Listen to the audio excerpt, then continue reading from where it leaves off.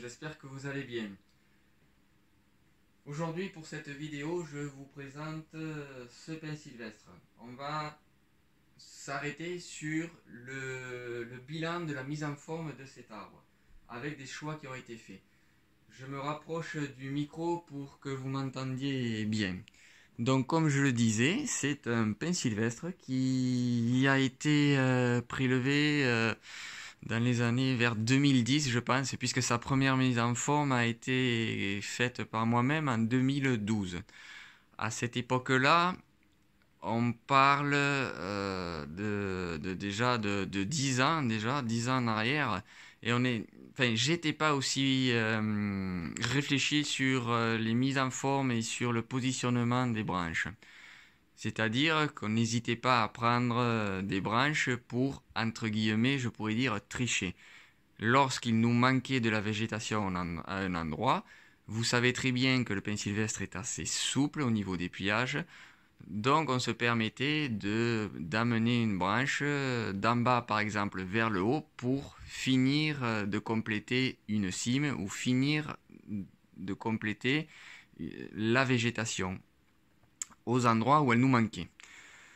Aujourd'hui, je suis dans toute une autre démarche et toute une autre recherche, c'est-à-dire de positionner les branches de manière assez classique, assez logique par rapport à l'arbre que je cherche à représenter en bonsaï. Vous pouvez vous rendre compte qu'il s'agit d'un tronc qui n'est pas vraiment mouvementé, qui n'est pas vraiment intéressant. Par contre, vous avez une écaille et une écorce qui représentent bien la vieillesse de cet arbre. C'est un arbre plutôt dans le style penché. Vous vous rendez compte que j'ai mis du liquide agine pour entretenir les bois morts, vu que c'est un arbre qui ne va pas aller rapidement en exposition. Donc d'ici là, le bois sera à nouveau grisé et reviendra à une couleur entre guillemets naturelle et un peu moins blanchie.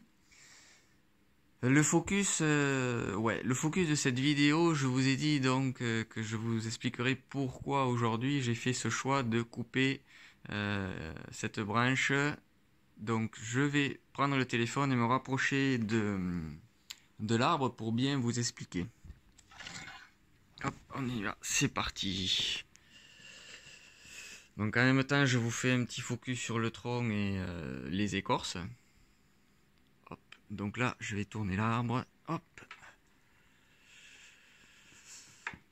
Donc ici, il s'agit donc dans cette vidéo de cette branche ici. Vous voyez, je l'ai mise de côté pour vraiment l'éliminer. Donc alors pourquoi est-ce que je veux essayer d'éliminer cette branche? Une branche pour laquelle j'ai mis quand même une dizaine d'années pour la construire.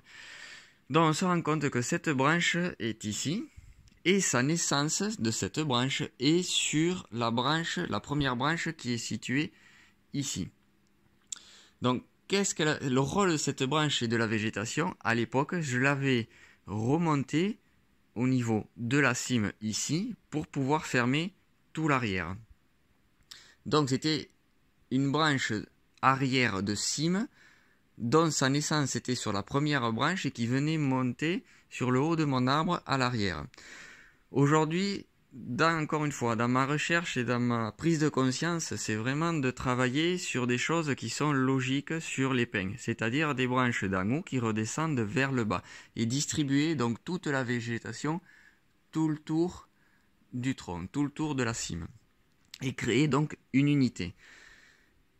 De ce fait, j'ai fait le choix et j'ai travaillé dans le sens de pouvoir éliminer cette branche tout en positionnant de nouveaux plateaux qui aujourd'hui évidemment ne sont pas encore matures et ne sont pas volumineux pour aller refermer les espaces vides que j'ai créés en faisant ce choix d'éliminer cette branche. Par contre, je vais me retrouver avec un positionnement de branches et de bourgeons au bon endroit pour dans les 3-4 ans à venir pour arriver à fermer tous mes espaces.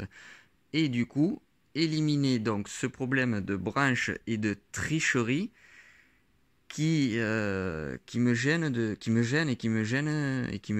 de plus en plus. Voilà, toujours avoir que ça soit un feuillu caduc, un persistant ou un conifère, ne pas tricher, tricher le moins possible, ne pas tricher et avoir des arbres au niveau de la structure qui soient sains et viables pour le futur. Le futur, pas pour dans 3, 4 ou 5 ans, mais bien pour 20, 30, 50 ans. Et je vous garantis un arbre qui est vraiment bien construit. Vous pouvez changer la face, vous pouvez tourner la face et vous pouvez utiliser une branche arrière qui peut devenir une branche avant sans problème. Et ça sera très facile. Du moment que sa structure intérieure est propre, saine et vraiment bien construite. Donc voilà, c'était juste pour partager cela avec vous. Je vous fais profiter des plateaux et de la construction de cet arbre. Voilà, en détail et de plus près. Voilà. J'espère que cette vidéo vous a plu. N'hésitez pas à commenter ou à liker ou pas et à discuter de ce que vous auriez fait ou de vos interrogations. Je suis là pour vous répondre. Je vous dis à bientôt dans une prochaine vidéo. Bye.